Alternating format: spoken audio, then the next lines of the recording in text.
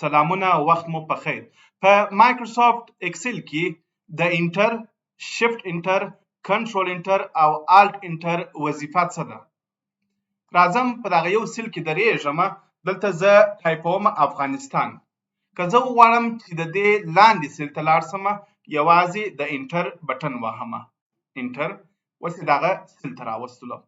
شفت انټر څه کوي؟ شفت انټر په کوم سیل کې چې موږ یو، مثال دلته لیکم هرات.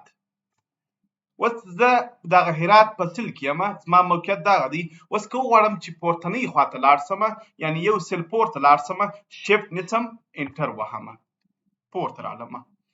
کنټرول انټر څه وظیفه اجرا کوي؟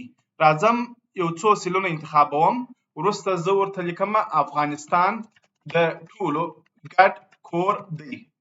راځم کنټرول انټر وهم.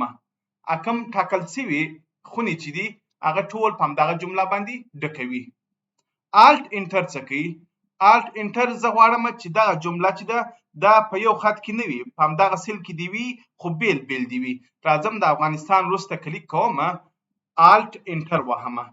بیا راځم د ټولو وروسته دغه لغت چې دی انتخابوم، الټ انټر وهم. یا مثال دا لغت انټر. یعنی کولی شو چې په یو سیل کې څو کرښې ولیکو. افغانستان د ټولو ګډ کور دی. 3 کرښې پخوا په یو کرښه کې لیکل شوی وه. دا و د انټر، شفت انټر، کنټرول انټر او الټ انټر وظیفې په مایکروسافټ اکسل کې.